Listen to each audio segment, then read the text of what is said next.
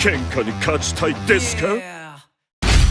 Hey yo, are you ready or not? はいどうも。सो finally आज की वायरल हिट की एपिसोड में हम लोग हॉबिन वर्सेस हेसू की फुल फाइट देखने वाले हैं। और आगे बढ़ने से पहले बता दूं, मैंने एक नया सीरीज अपलोड की है जिसमें आपको हॉबिन एक ट्रेनर के रूप में दिखेगा। अगर आपको वो एपिसोड देखना है, डिस्क्रिप्शन और कमेंट बॉक्स में लिंक दे दूंगा। इस वीडियो के बाद आप जाके वो स्टोरी भी देख सकते हैं, काफी अच्छी है। आई प्रॉमिस कि आपको काफी पसंद आएगी। सो पिछले एपिसोड में हमने देखा था अब हॉबिन, म्योनसंग और इयोनु तीनों मिल के पोर्ट पे आ चुके थे और अब हॉबिन के सामने है हेसू। अब आगे एपिसोड की शुरू में हम हॉबिन और हेसू को आमने सामने देखते हैं। दोनों एक दूसरे को देखने लगते हैं, तभी देखते हैं दोनों एक दूसरे के ऊपर खतरनाक एक पंच मारते हैं। हेसू ऊपर से मारता है, हॉबिन नीचे से मारने की कोशिश करता है, पर तभी वो हॉबिन को अपने उंगली दिखा के थोड़ा सा डिस्ट्रैक्ट करता है और उसे एक जोरदार पंच मारता है। हॉबिन ये देख के सोचता है उसने अपने थंब को मेरे यहाँ पे स्टक करवाया। अब हम हॉबिन के बाह पे एक छोटे से कट को देखते हैं। हॉबिन भी बहुत हैरान हो चुका है। वो सोचता है ये आखिर किस तरह का अटैक है। हेसू सीओ पर अब बहुत हो चुका है, अब ये दिखाने का समय आ चुका है कि मैं किस चीज़ का बना हूँ।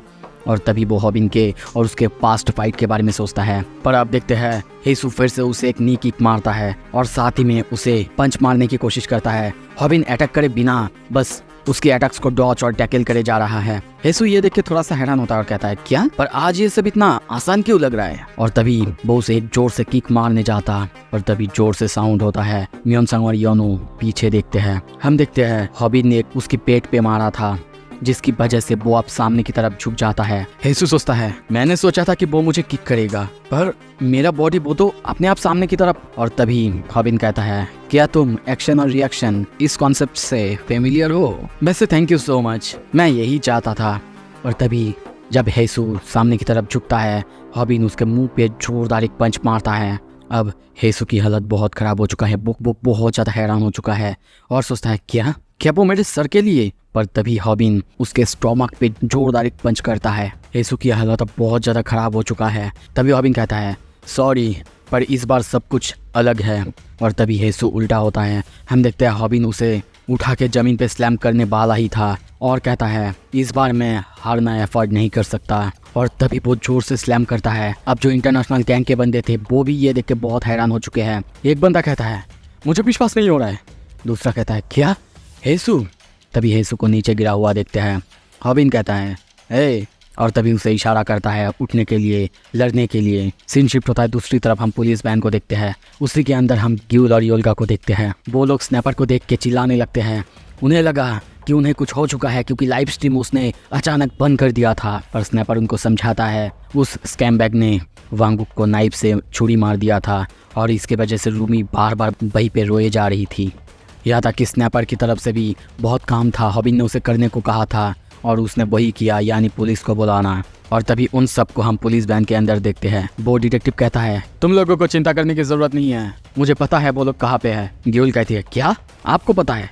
वो कहता है हाँ, मुझे नहीं लगा था कि हॉबिन इतना क्विकली इसे ढूंढ पाएगा। प्लस हम लोग जिन्हों के साथ उस पॉलिटिशियन को भी इन्वेस्टिगेशन कर रहे हैं। ये सुन के वो कहती है क्या आपको कुछ पता चला? वो कहता है हाँ, पर हमें अभी भी एविडेंस चाहिए। पर प्रूफ की बात करते ही तभी गाड़ी जोर से वो ब्रेक करता है और सामने देखते हुए सभी चौंकते हैं। वहाँ पे तेउन बैठा हुआ है और उसके सामने इंटरनेशनल गैंग के सारे बंदे वो लोग हैं। स्नैपर कहता है अगर आपको सच में प्रूफ ही चाहिए तो मुझे लगता है कि आप ये सब यूज़ कर सकते हैं। तेउन को देखते हैं, उसकी हालत बहुत ज़्यादा ख़राब हो चुका है। वो कहता है ओह, ये तो एक टैक्सी से बहुत अच्छा है। किम अब मिंसू को उन सारे लोगों का ध्यान रखने के लिए कहता है। दूसरी तरफ तभी गाड़ी के अंदर अब तेउन आता है। वो लोग उससे पूछने लगते हैं कि उसके साथ आखिर क्या हुआ है। वो कहता है मोब मोरन्स। और तभी ग्यूल को कहता है वैसे हमारे डैड, उनकी क्या हालत है?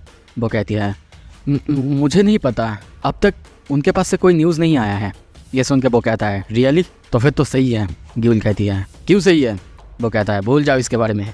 और हम तभी ताइक्वांडो वैन को टूटा हुआ देखते हैं।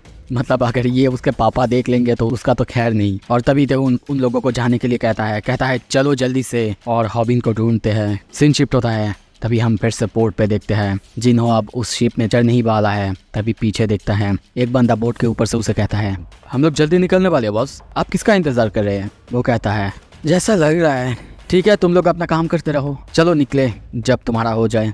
और सोचता है आई थिंक उसका अभी भी एक चांस बचा हुआ है। आखिरकार वो हेसू है। और तभी हम हेसू को फिर से उठते हुए देखते हैं। उसे ऐसे उठते हुए देख के हॉबिन कहता है, क्या तुम श्योर हो ना ये गुड आइडिया है? क्योंकि तुमने अब अपने आप को पूरी तरह से डिफेंसलेस कर दिया है।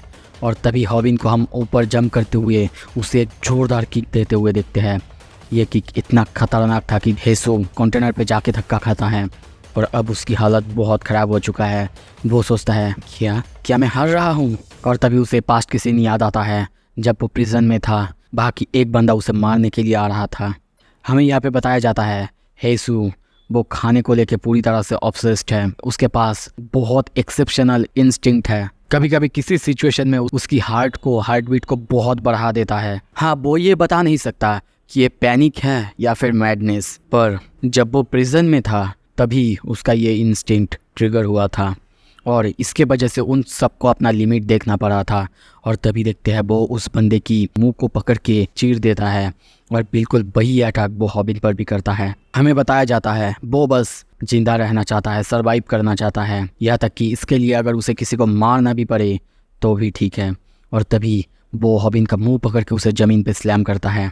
हॉबिन के मुंह की हालत बहुत ख़राब है, पर हेसू यहीं पे नहीं रुकता। तभी देखते हैं वो एक ब्रिक को लेके हॉबिन को मारने जाता, पर तभी हॉबिन बहुत ही जल्दी उठता है, अपने पैरों से उसे जोरदार किक मारता है, जिसके वजह से वो ब्रिक वो नीचे गिरता है। और फिर हॉबिन उसे और एक जोरदार किक करता है। मियोनसंग आवाज़ सुन के ये देखता है और सोचता है हॉबिन उसकी रिफ्लेक्स से सब बहुत शार्प हो चुका है, यहाँ तक कि उसने काफ़ी सारे टेक्निक्स को भी मास्टर कर लिया है। अब हम हॉबिन और हेसू को लड़ते हुए देखते हैं।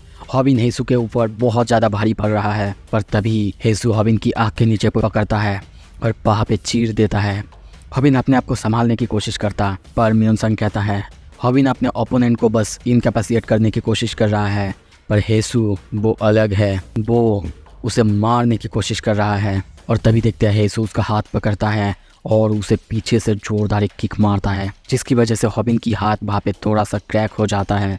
उसका हाथ काम नहीं कर रहा है। इसी चांस में हेसू अब उसे जोर से किक मारने लगता है। तभी देखते हैं वहाँ पे गिरा हुआ एक रॉड उठाते हुए कहता है हॉबिन तुम्हारा और मेरा दोनों का बैकग्राउंड बहुत अलग है, क्योंकि मुझे पता है कैसे सरवाइव करते हैं।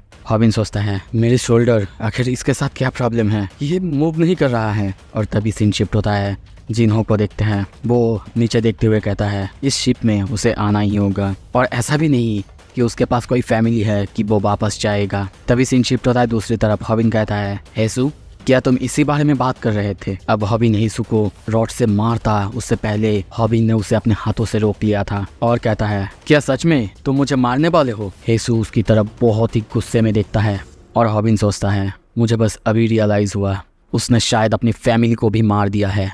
तभी सीन शिफ्ट होता है। हमें थोड़ा सा पास्ट के सीन दिखाया जाता है। गाइस फिर से बोल दो, मैं अच्छे से नैरेट करूँगा और आपको इमेजेस दिखाऊंगा, देखते रहिए और बस फील करते रहिए, क्योंकि ये थोड़ा सा इमोशनल होने वाला है। हम एक घर के बाहर एक बिल्ली को देखते उसने एक चूहा को मारा है।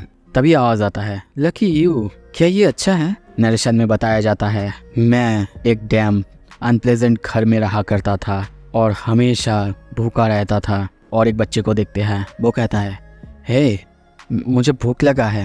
वो कहता है क्या तुम सच में फिर से मॉम के साथ झमेला करना चाहते हो? वो जल्दी घर आ जाएंगी और थोड़ी देर के लिए वेट करो, ओके? वो कहता है हम लोग गरीब थे, इतना गरीब कि हमें हमारा खाना भी हर दिन बांट के खाना पड़ता था। तभी उसके भाई टेबल को सजाने के लिए कहता है, क्योंकि शायद उन दोनों की मॉम वहाँ पे आ चुकी है। वो कहता है मॉम को सबसे बड़ा पोर्शन मिलता था, ऑफकोर्स मिलना ही चाहिए था क्योंकि वो काम करती थी। तभी उसके मॉम घर पे आती है। वो दोनों कहते हैं वेलकम होम मॉम। और तभी उसके मॉम के पीछे से दो बंदे आते हैं और कहते हैं हमने पैसे भेज दिए हैं, अब ये दोनों हमारे हुए। हेसू कहता है हाँ माना वो काम कर रही थी और एक दिन हमें ये सब कुछ करने की कोई ज़रूरत नहीं पड़ेगा, पर एक दिन अचानक हमारी मॉम ने हमें बेचने की कोशिश की और तब मेरे भाई ने मुझे बचाने के लिए बाहर से मुझे भागने को कहा, वो भी बाथरूम से। पता नहीं मुझे तब क्या हुआ था, मेरा बॉडी अपने आप मूव करने लगा, जैसे कि कोई इनविजिबल हैंड है जो कि मेरी मदद कर रहा है। मैं भागने ही वाला था, तभी मेरा पैर कोई पकड़ लेता है। वो और कोई नहीं बल्कि मॉम थी। वो कहती है तुम्हें क्या लगता है तुम कहाँ जा रही हो हेसू?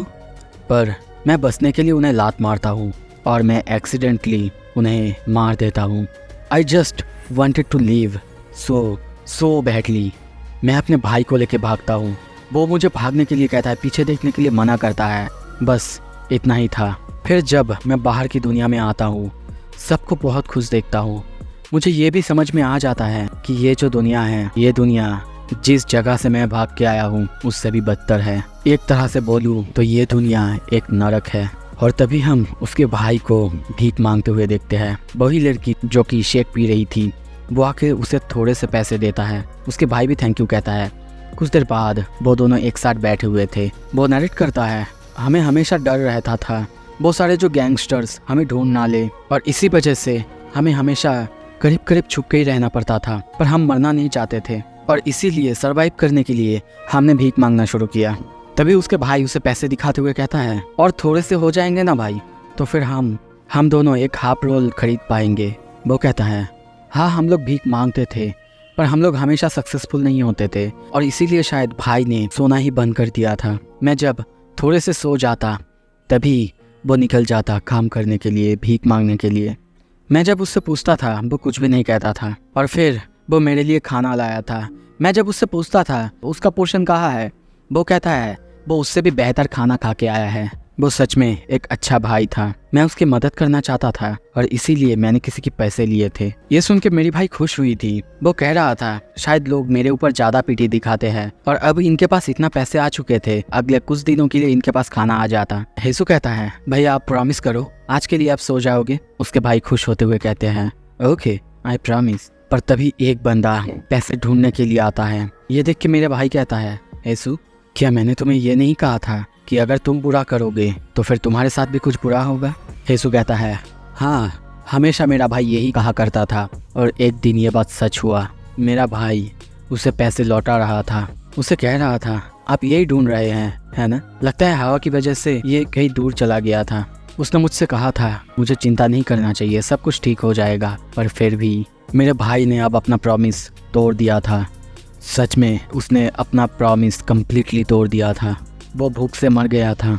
मुझे ऐसा लग रहा था जैसे कि मैंने ही उसे मार डाला हो। इवन तो बाद में मैंने बहुत सारा खाना खाया, बहुत सारा, पर कुछ भी पतला नहीं, पर मेरा पेट नहीं भरा। तो फिर मेरा भाई गलत कहा करता था।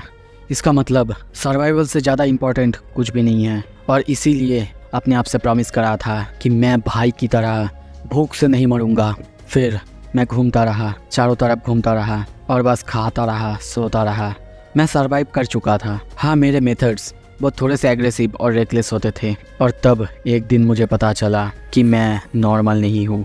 जब मैं किसी दुकान पे खाना खा रहा था, वहाँ से मुझे पता चलता है जेल या फिर प्रिजन वो एक ऐसी जगह है जहाँ पे 3 टाइम्स नॉर्मली खाना दिया जाता है, वो भी फ्री में। प्रिजन ये बस मुझे हेवन की तरह लगा।